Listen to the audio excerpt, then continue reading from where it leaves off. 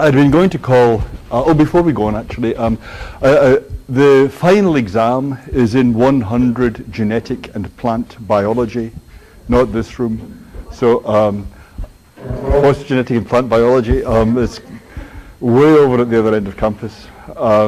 It's over at the science end. Completely out of my control. I don't know why they set it like that. But let me just highlight that. Okay, it's.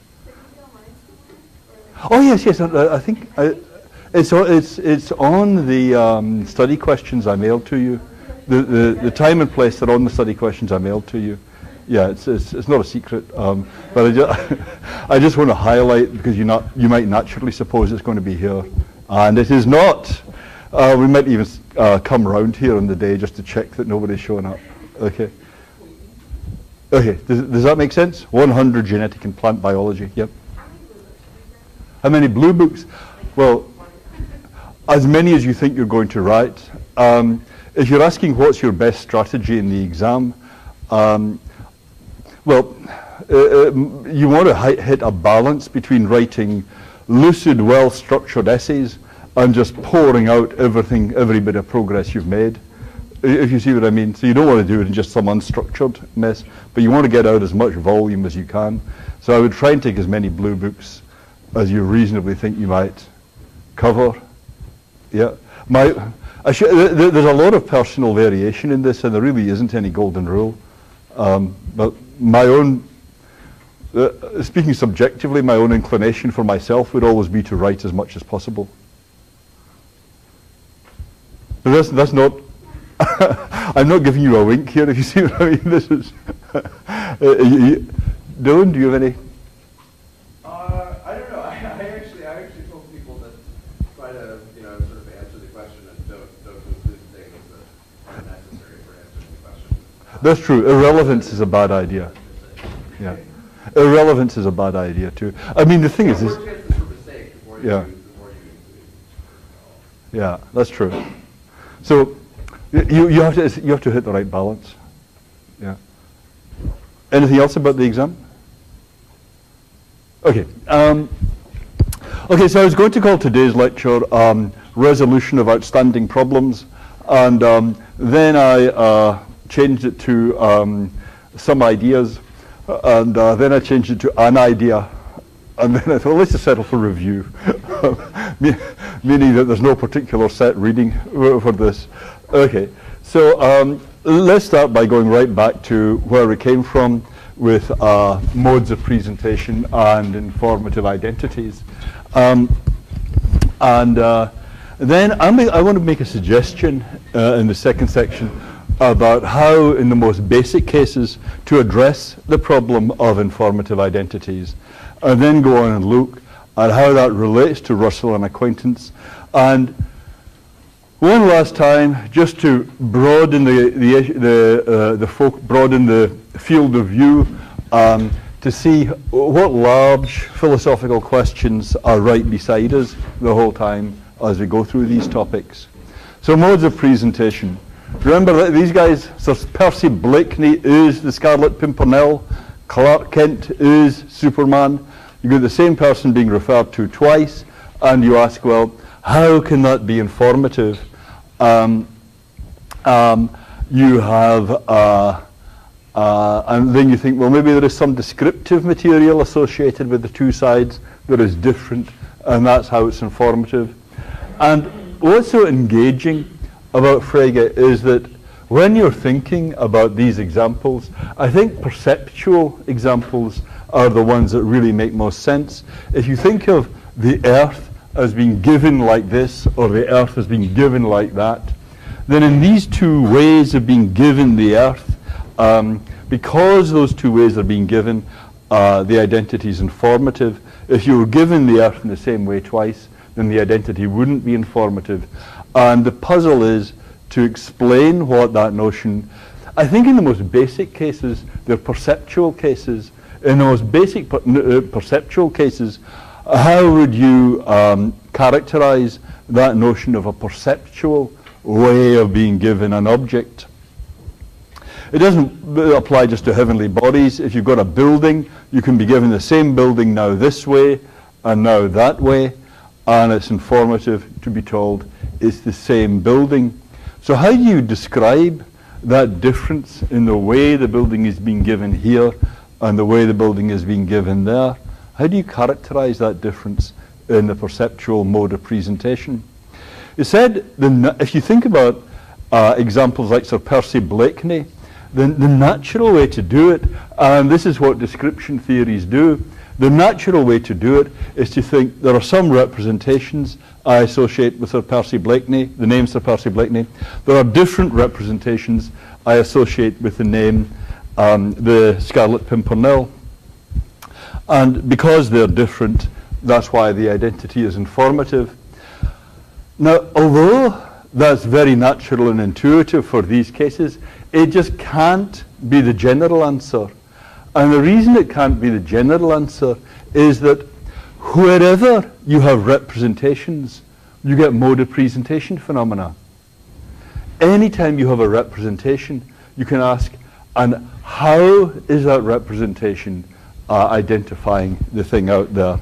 So those associated representations, if you ask what they are, you're going to get in there descriptions, general terms, more singular terms, maybe demonstratives, the man I met last Wednesday, something like that, that man.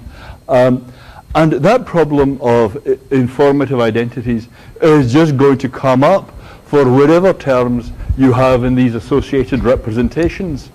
So that can't be the general answer, that there's a difference in associated representations, because this difficulty of mode of presentation comes up here.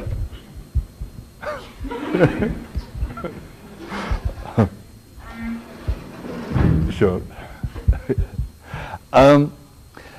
So the natural idea is that these linguistic things, these representations that are being associated with the signs, there's at the end of the day, there's got to be a way of describing modes of presentations that is purely perceptual, that is purely to do with your experience of the object.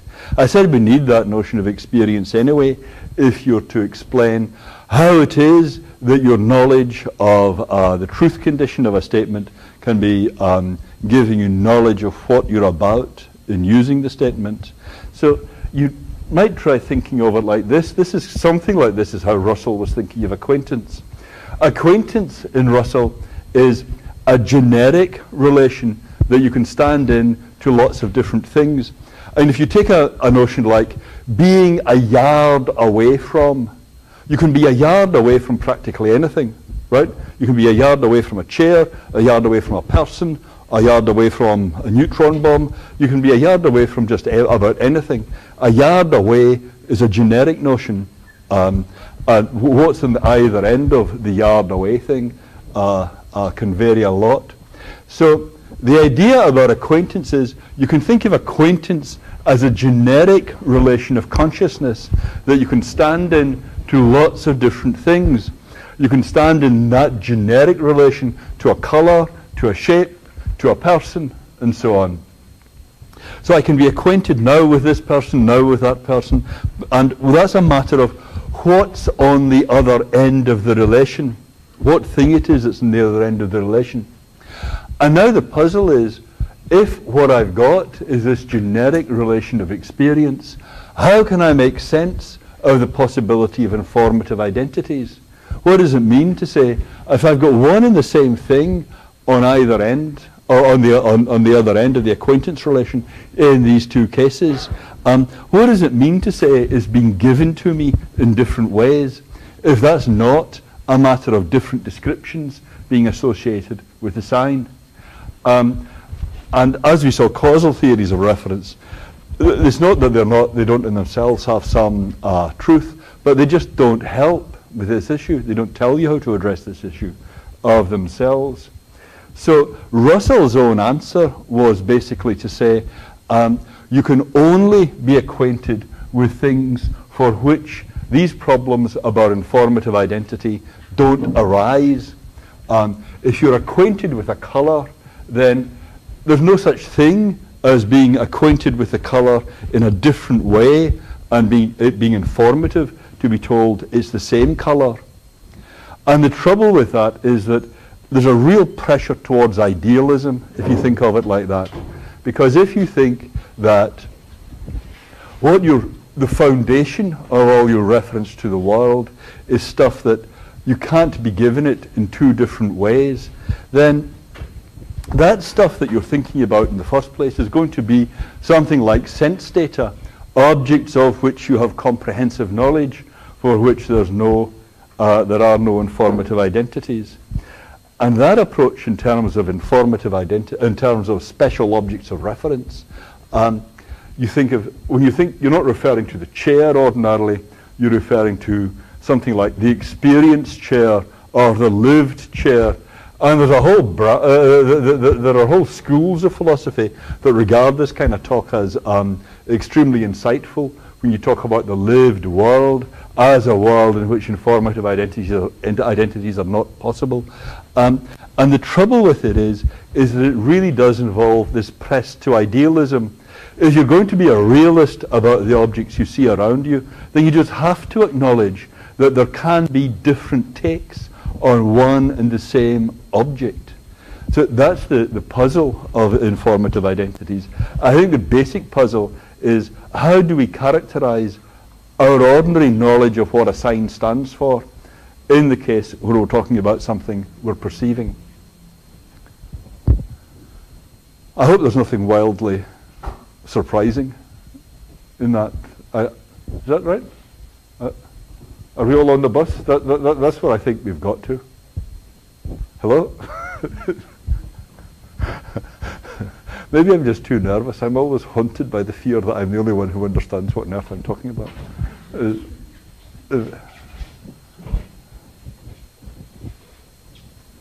Okay, thank you. Right. Okay, in that case, let's proceed. Here is what I want to suggest is the solution to, or at any rate, let's not get too carried away here. One part of the solution to this puzzle about informative identities, and that's a distinction between selection and access. The general thing, point we got to last time was, if you're looking at a sea of faces and someone's saying to you, look at that woman there, and talking about that woman, then I can't be said to understand who you're talking about, to know who you're referring to, until I manage to single out in experience that person, right? Until I manage to attend specifically to that person.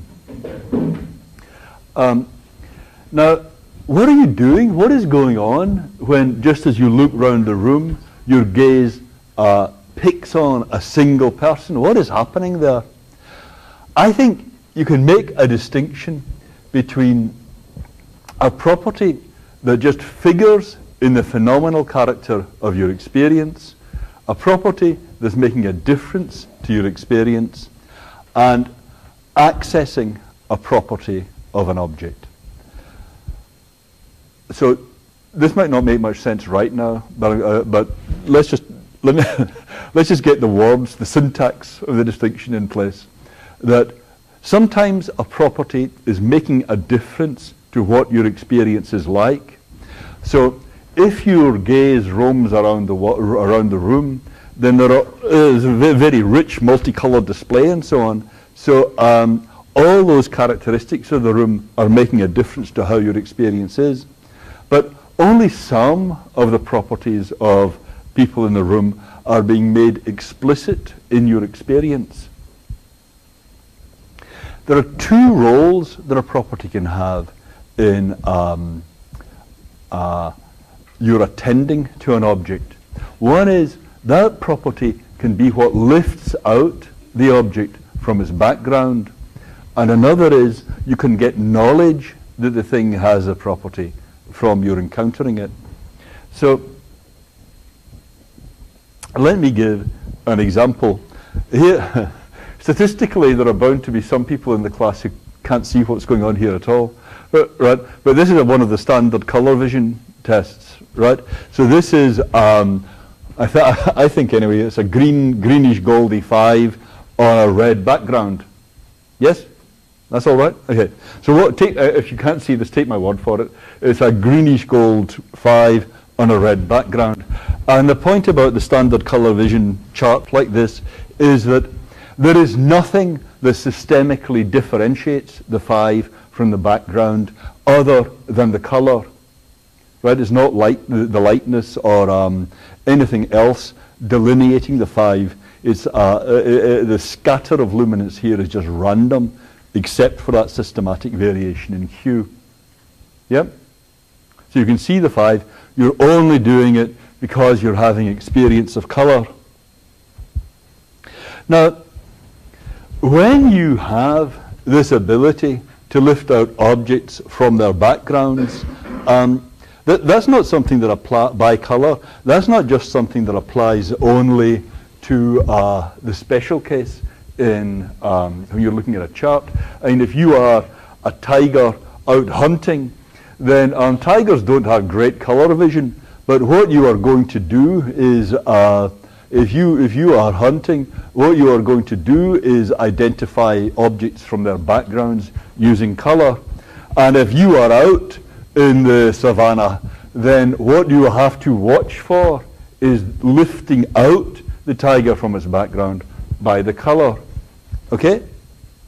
But you could be able to lift out the thing from the background by its color, even though you're not able to say what the color of an object is. Children learn color words at a relatively late age. In 1900, the children were 8 years old before they learned more than the 6 basic color words. 8. I mean, even is gone down a lot in the last century because, presumably, because children live in highly color-coded environments these days, so they're constantly, colors are constantly given significance for them. But it's still very difficult for children to learn color words. It's harder to learn color words than it is to learn most other color words. Most other words for observable characteristics. You can take a child of 2 that has literally hundreds of words in its vocabulary and show it a red, do the Wittgenstein thing. You show it a red thing, you show it a green thing, you show it a red thing, you show it a green thing. You say, that's red, that's green, that's red, that's green. You do that 700 or 800 times and the child still doesn't get it, still doesn't know quite what you're after. Being able to label the colors of things is quite an achievement. But still, children have color vision in place by the time they are 2 or 3 months old. So a child of 2 or 3 would be able to see the 5 against its background, would be able to see the tiger as an object here. So you can use the color to lift out the object from its background, even though you can't make explicit what that color is. So young children are able to use color vision to distinguish objects from their backgrounds way before they're able to attend to the colors. There are also cultural things here. The great neurophysiologist Luria was out in Uzbekistan, and a peasant said to him at one point, "Us Uzbeks don't know the colors of things, and so we call everything blue." And what the what the peasant was saying there was, they've never got over that hump, right? They've never managed to crack through and use the color word systematically. But somebody says that isn't saying we're all colorblind. They can use color vision just as well as anyone else to detect objects. The ancient Greeks seem to have had a quite different kind of color vocabulary to the one we have now. My impression is that what we now think of as a vocabulary referring specifically to the colors, the ancient Greeks just didn't have. Names for colors are kind of tangled up with names for kinds of substances.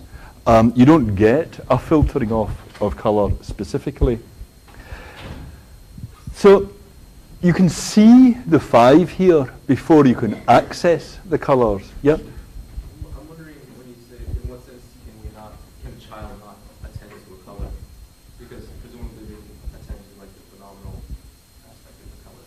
Well, yeah. Understand why, like, having the label for the color is necessary. You wouldn't say that's very good. This is my next point, actually.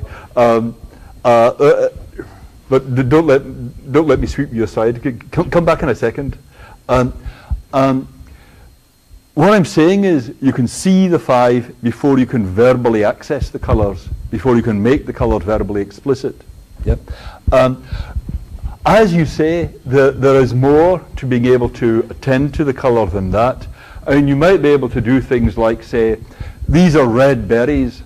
Red berries always made me sick last time. I'm not going to eat those. Right? You might be able to do colour induction.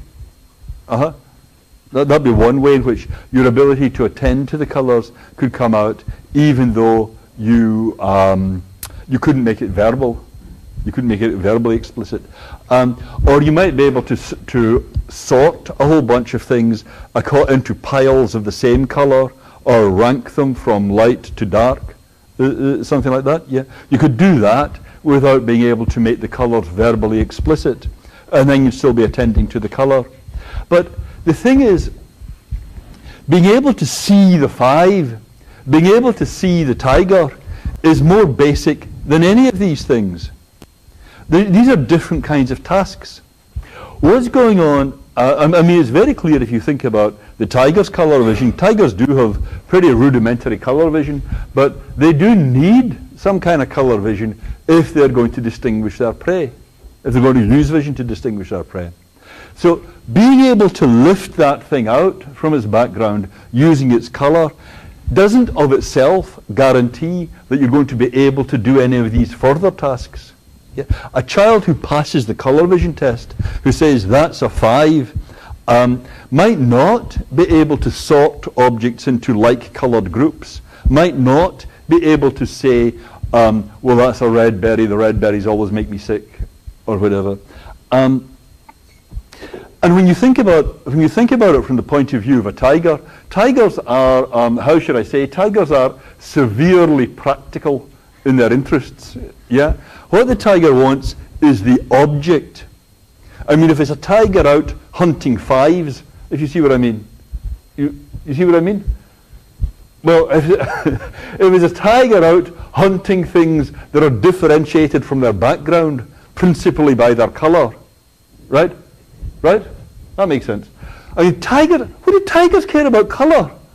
Tigers not going to say, oh, what a fantastic blue. You see what I mean? The tiger wants the object. Everything is entirely instrumental for getting at the object. So the tiger isn't going to attend to the colour at all. The tiger has no interest in the colour. It's not going to stack everything into groups of similar colour. Yeah? It's not going to do colour inductions even. Why should it? It just wants to get the object. Yeah? So you being able to use the colour to lift the object out from its background is one thing, and being able to attend to the colour or access the colour of the object is another. Can you put your hand up if that seems pretty plain at this point? That's not bad. It's not what you hope for, but it's not bad. Okay. So, but please feel free to challenge me in this if you don't quite get this yet. Are you happy with the idea? How about the idea that animals or young children could use colour to pick out objects from their backgrounds, even though they don't have any further capacity to make colour explicit or to use it in any other cognitive task? Okay, yes?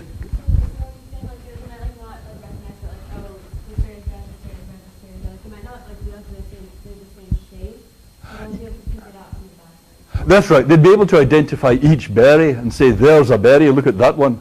But getting the commonality in colour might be beyond you.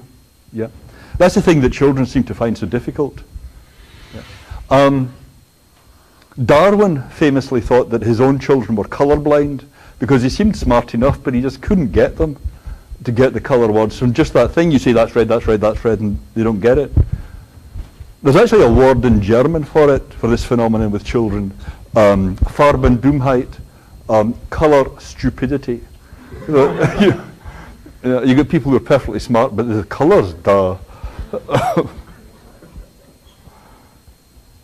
Okay, so if you're in this situation, you can use the colors to lift out the objects. Then you certainly might not be able to introspect the color dimension of your visual experience. You just can't attend to that kind of thing at all. Now, I say that illustrates the two roles for a property in visual experience.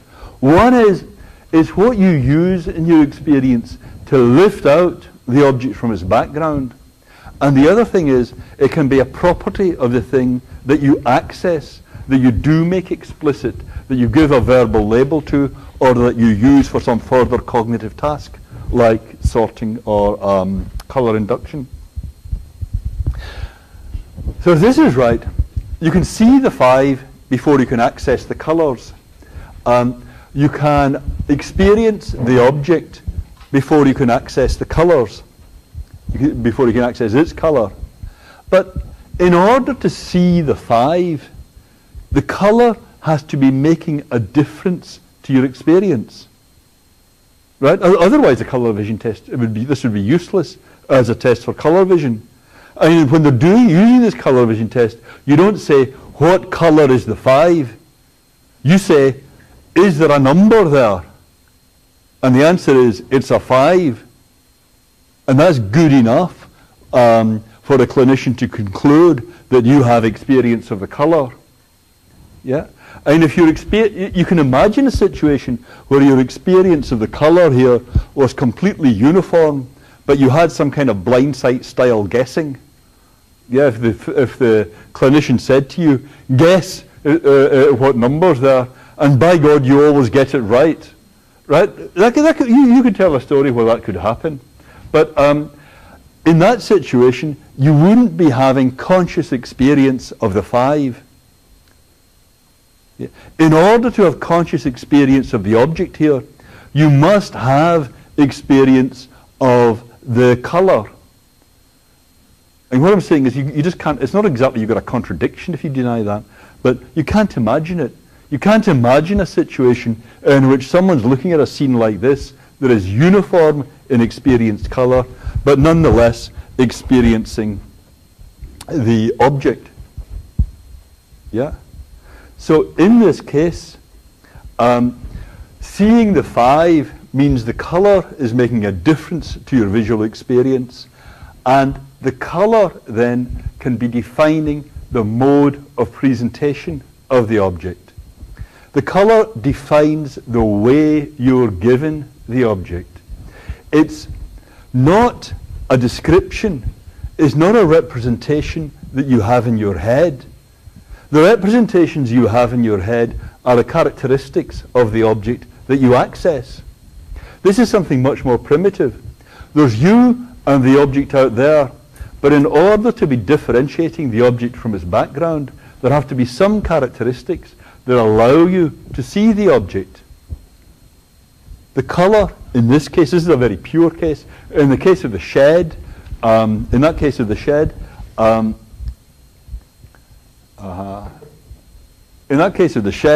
there are the properties of the thing here that allow you to lift out that structure as an object from its ground.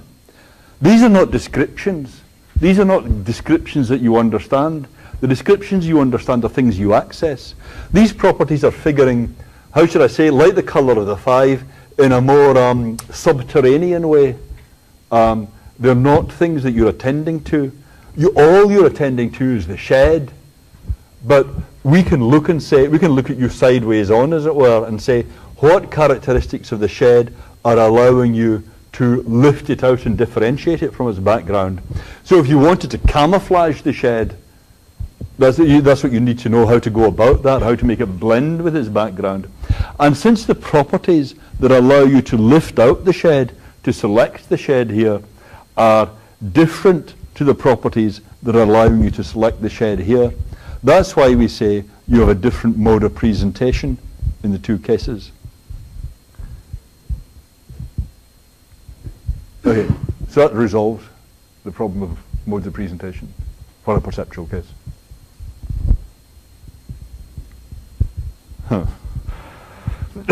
A rude interruption from the real world. Okay, right. Okay? No spontaneous cheering. Yes? Only objections, yes. Right. I was wondering how this kind of solution gets applied to the not directly perceptual solutions, but more shooting star. Yes. Like, you could say that even if somebody who's never drawn a star solution, like they never even seen them, they've been told about the morning star and the evening star, and then they're told morning star is the evening star. Yes. In that case, is it actually descriptions which are, it seems like there's nothing besides the descriptions. Yeah. The morning star and the evening star is to my ear anyway, it's a little bit of an intermediate case, because I don't think I've ever knowingly looked up at the night sky and said, oh, that one's the evening star. But I've talked about them so much that I think I understand the words. So it's more like the name of a historical figure or something for me. Yeah. Well, I have to say this has not worked out. It's taken me forever to get this picture, right? But here's what I think, that if you think about the problem with Sir Percy Blakeney and the Scarlet Pimpernel, the way I set up the problem there was, you can say I get different descriptions associated with the two names, and that's letting me, that's what makes the identity informative. And then I said, but now you've got to regress, because those representations, those descriptions, they themselves will have modes of presentation phenomena associated with them. So it's got to bottom out somewhere without representations. And that's what I'm suggesting is so helpful about this picture, that you're not talking about representation at all here. You're talking about the causal work that a property of the object is doing in allowing you to see it. Yeah. So maybe you could have some descriptive picture for Sir Percy Blakeney or the morning star, but say, nonetheless, in the most fundamental cases, the perceptual cases, is not descriptions. But there's something a little bit more than that. Once you get that distinction between selection and access, you could think that, say with Gödel, what's important about the descriptions associated with the name Gödel might not be that they accurately fix the reference of Gödel, is rather that they are what let you lift Gödel out, select Gödel as the object you're going to think and talk about. Not that they give a correct descriptive identification of it. What I mean is, if you look at this case again, if you think of seeing the five, then suppose, can you make sense of this? Suppose you're one of these people who, a young child or an animal or something, and you can't make colour explicit. But there's something, can you make sense of the idea that you've got an illusion of colour with the five? I mean, maybe this is not quite as bright a green as it looks to you. It would be strange to call that an illusion, because all you've got here is a system for letting you see the object. And so long as it lets you see the object one way or another, there's nothing for you to be taken in by. Yeah? So it doesn't matter whether the colour here, whether what you're experiencing is, whether what you're doing is correctly experiencing the colour or not. Or to put it another way, I don't think it really makes sense to talk about experiencing the colour correctly if it's something you can't access. All that matters is that one way or another, that property lets you lock on to the thing. So if the tiger, I mean, it would be crazy to say, yes, but the tiger has spectrum inversion, so it really makes mistakes about the colours of objects the whole time. All that matters is that it gets the object. So you could go back and say, I want to think about descriptions associated with names in terms of how they let us select the objects. And so long as one way or another, those descriptions let us select the objects and then access further characteristics of them, that's all that matters. It doesn't really matter whether the descriptions are right or not. So that's obviously programmatic, yeah, but that's how I think. That's the path forward. Yeah. Does that make sense? Okay. Okay, so say if you show, like, there's this, the next photo where all the things are the same color, right? This one, yeah. Yeah. And so, what if, okay, you don't, I guess you're very new to this type of seeing this thing, and a group of people colluded to believe that there's a 5 on there, but you correctly see that there's no 5. To make you think there's a 5? Yeah. I mean, I see, they colluded to say to you there's a 5 there, you know. Yes, right? Yes. And so you correctly see it, but then you think it's incorrect. Yeah, that could happen, yeah. But doesn't go anywhere. Well, it's an interesting case. I don't. It's an interesting case, and I don't think I don't think it's really an objection to what I'm saying. It's a point to keep in mind that you might think you were experiencing a 5 even though you weren't. That would be the case, right? If they really get at you and you say, "Yes, I can see it too. I can see it." Right? I see the 5. And they all shout, "Hallelujah!" He sees the 5. Then you could really be making a mistake there. You're not infallible about this, yeah, about whether you are seeing a 5. Yeah. So the reason I say it doesn't really tell against my point is that it's still true that if you are seeing the 5, there's the role that the colour is playing in presenting the 5 to you. Yeah. Okay, I just realised it's time's pressing on a little bit. That is actually the main point I wanted to suggest in the class today. Let me just.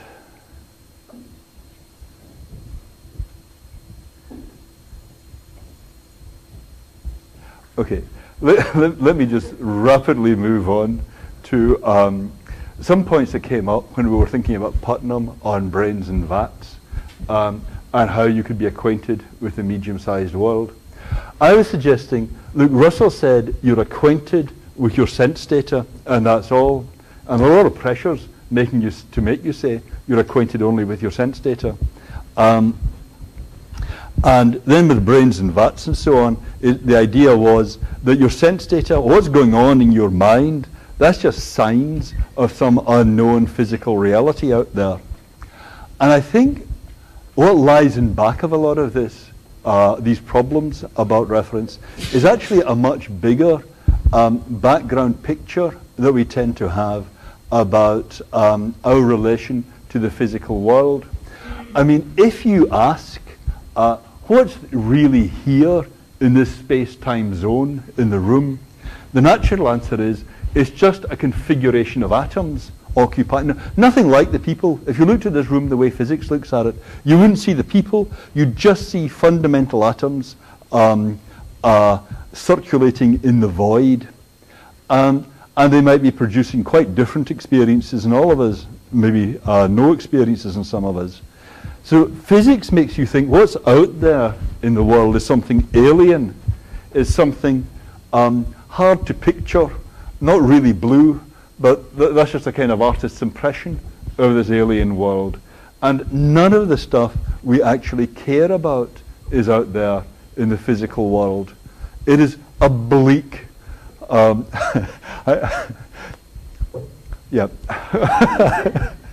There is a kind of metaphysical terror you experience when you understand what physics is telling you about what's really there. And the natural, in particular, there's nothing to refer to, right? And that's really Putnam's picture. There's this alien stuff out there, and one way or another it's causing us. That's really what we're talking about, but we don't refer to the stuff we think we're referring to. But before physics, you didn't have to think of it like that. Before physics, you could have thought of the medium-sized world as really there just the way you think it is with all the other people.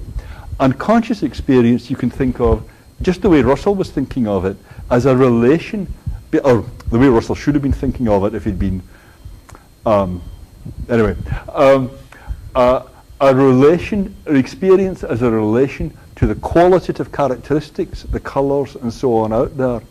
So if you can think of colour, for example, as describing the world at a higher level than the level of basic physics, then that's when you get the picture that experience is a relation between you and what's out there, and you can explain modes of presentation in the most basic case by picking out the properties of the object that allow you to see them. And they're not representations, they're not things in the mind at all. It's because all this stuff gets squashed back into the head by physics that that we think, well, there's no choice but to think of everything in representational terms, because what's going on in the brain or the mind, that's just representing the world. Well, what we need to be able to do, if we're to get a recognizable picture of ordinary reference and ordinary modes of presentation, is to think in terms of experience as a relation to high-level properties of the medium-sized world, and those properties as allowing us to pick out the objects that we then go on to talk about. So you could think of this as, after this hellish world presented to us by physics and brains and vats and all that, you could think of this as paradise regained. The world there, out there, just the way you think it is, with all its colours and smells and tastes. And on that exuberant note, I want to say, I've taught this class a few times. It has just been wonderful doing this with you guys. I really have enjoyed that. Right. Okay, thank you very much.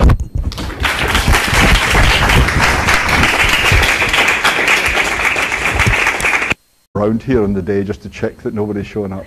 Okay. Okay, does that make sense? 100 genetic and plant biology, yep. How many blue books?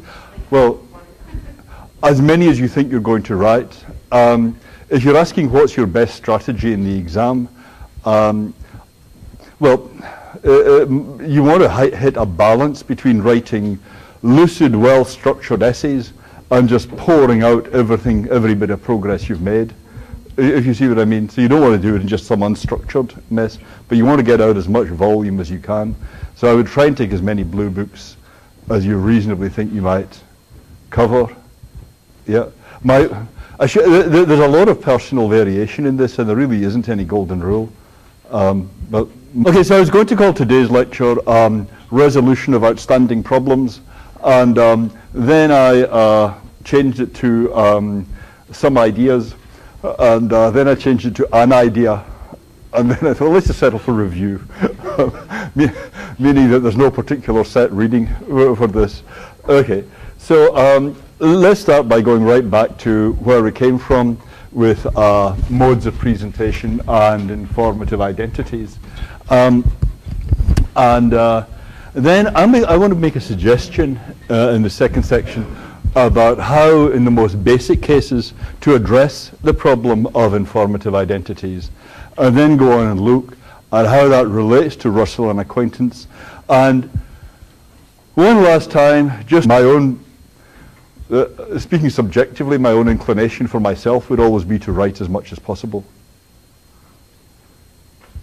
But that's not, I'm not giving you a wink here, if you see what I mean. This is,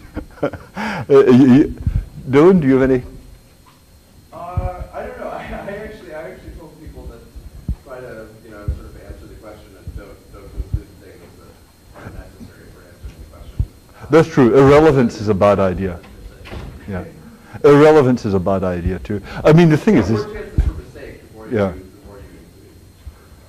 Yeah, that's true. So you have to hit the right balance. Yeah. Anything else about the exam? Okay. To broaden broaden the field of view, to see what large philosophical questions are right beside us the whole time as we go through these topics. So modes of presentation. Remember that these guys, so Percy Blakeney is the Scarlet Pimpernel, Clark Kent is Superman. You get the same person being referred to twice, and you ask, well, how can that be informative? You have, and then you think, well, maybe there is some descriptive material associated with the two sides that is different, and that's how it's informative. And what's so engaging about Frege is that when you're thinking about these examples, I think perceptual. I'd been going to call, before we go on actually, the final exam is in 100 genetic and plant biology, not this room. So, what's genetic and plant biology? It's way over at the other end of campus. It's over at the science end. Completely out of my control. I don't know why they set it like that. But let me just highlight that. Okay, it's. Oh yes, yes. I think it's on the study questions I mailed to you. The time and place are on the study questions I mailed to you. Yeah, it's not a secret. But I just want to highlight, because you might naturally suppose it's going to be here, and it is not. We might even come